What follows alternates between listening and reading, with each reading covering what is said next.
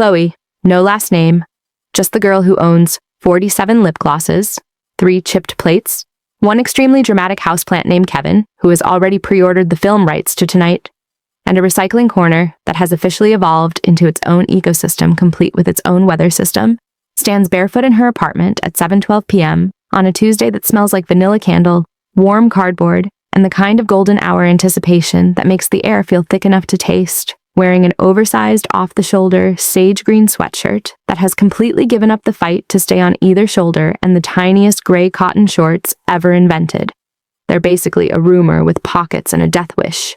Hair twisted up in a knot, held together by a chewed-up pencil, 2 bobby pins, 1 paperclip, and the sheer force of delusion when 3 calm, confident knocks land on her already open door. "You guys, I'm Chloe, 22, fairy lights glowing low and conspiratorial even though the sun hasn't fully surrendered yet. Lo-fi playlist on its 8th hour of the slowest, filthiest beat it owns.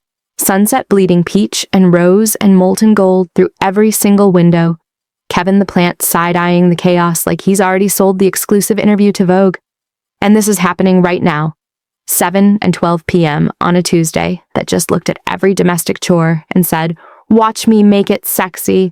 Hit subscribe, ring the bell, comment the last time, helping with the recycling, got absolutely everything mixed up in the best possible way. Let's go. I'm wrestling a tower of bottles, cans, and cardboard that has achieved Jenga-level instability whenever it appears in the doorway, like the universe personally delivered him. Faded black Henley with the sleeves shoved high enough to commit felonies, dark jeans that hug in ways that should require a permit, salt and pepper hair a little windswept from whatever he was doing upstairs, green eyes crinkled with that half-amused, half-concerned, fully lethal look that could restart a dead heart. He's holding an empty coffee mug in one hand, like he was on his way to the kitchen anyway, and fate just handed him a better offer. "Need a hand before that avalanche takes you out and Kevin files for emancipation?" he asks, voice low and lazy and warm enough to melt the polar ice caps. I laugh, too loud, too breathless, already toast, and blow a loose strand of hair out of my face with the grace of someone who has accepted her doom. I swear it was under control, exactly never.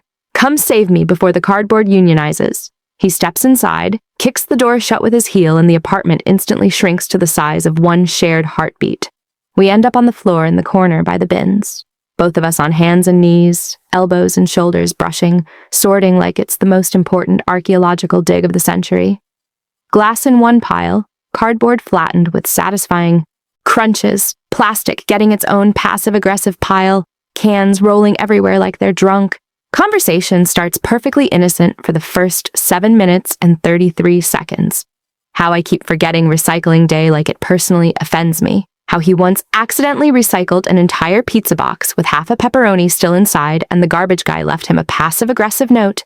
How Kevin is 100% live tweeting this entire interaction and has already started a GoFundMe for therapy. How I once found a missing earring in the bottom of the bin and decided that was a sign from the universe to never clean again. Safe lasts exactly 7 minutes and 34 seconds. Then our hands keep meeting over the same sparkling water bottle, fingers brushing, overlapping, lingering, neither of us pulling away. Then our knees bump and stay bumped like they've entered a binding legal agreement. Then every laugh lands too close, warm breath against neck, against ear, against the bare skin my sweatshirt keeps abandoning. My sweatshirt slips further off my shoulder every single time I reach. It is now a fashion suggestion at best. His Henley rides up every time he stretches across me for a rogue can, revealing a strip of warm skin, the faint line of hair disappearing under the waistband. The kind of details I have zero business cataloging, but absolutely will be replaying in 4K for the next decade. The air thickens, sweetens, absolutely ignites. He's holding an empty wine bottle from girls' night 2 weeks ago, turning it slowly like he's reading the label for hidden messages when he finally looks up. Really looks. Green eyes darker than they were 10 minutes ago. "Chloe," he says.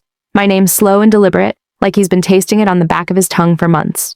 I answer by closing the last 6 inches. The kiss is immediate, open, hungry, perfect. Like the recycling was never the point. It was just the universe's sneakiest, clumsiest, most brilliant wingman.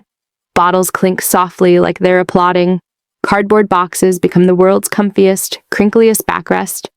We stay on the floor, sweatshirt slipping completely off both shoulders and never going back up. Henley disappearing somewhere between the rug and a pile of flattened Amazon boxes, fairy lights flickering like gossip, Kevin the plant pretending he's not taking mental screenshots for his future tell-all. There are slow, barefoot dances with no music except the lo-fi playlist looping the same perfect song for the 11th time, whispered confessions against collarbones about how he's been inventing reasons to walk past my door at exactly the moment I take the bins out, since the day I moved in with the too many boxes and the laugh that echoes down the hallway, laughter that turns into happy tears when I admit I stopped taking the recycling out on purpose 3 weeks ago, because I kept hoping he'd walk by and offer to help. Coffee that goes cold 3 separate times because neither of us can be trusted to care about caffeine when there are collarbones to trace. Quiet promises pressed against wrists and hip bones, and the spot just below my ear that makes my knees forget their job entirely. 41 p.m. The bins are perfectly sorted, lined up by the door like proud little soldiers who know they just pulled off the greatest assist in history. We're tangled on the rug, fairy lights glowing, sunset long gone and replaced by starlight bleeding through the windows. He steals one of the empty glass bottles, the sparkling water one our hands fought over, rolls it between his palms like a worry stone, then tucks it into my hand like a love token. Later, I turn it into a tiny vase with a single daisy and keep it on the windowsill forever. 27 p.m. We attempt to cook pasta because it's literally the only thing I own, and fail spectacularly. Water boils over, sauce splatters, smoke detector threatens to unionize. We end up eating it anyway, straight from the pot, sitting cross-legged on the counter, feeding each other forkfuls between kisses that taste like garlic and forever. 7 p.m. We finally clean up the stragglers, mostly him, me, supervising from the counter with kisses as payment. The bins get a gold star sticker I found in a drawer. Kevin has turned away in polite disapproval and is pretending he's asleep. 19 a.m. We slow dance again, barefoot on the rug, sweatshirt long gone, Henley a distant memory next to a trail of cardboard dust and one rogue bottle cap that will live under the couch forever as a souvenir. 44 a.m. We fall asleep tangled under the same blanket on the couch, his head on my chest, my fingers in his hair, the recycling bins standing guard by the door like they know they just facilitated the greatest love story of the 21st century. 12 a.m. The sun starts creeping in, soft pink and gold, painting us both in dawn like the night is refusing to clock out. Chloe winks at the camera, phone propped on the bookshelf where it's been recording since 7:11 p.m.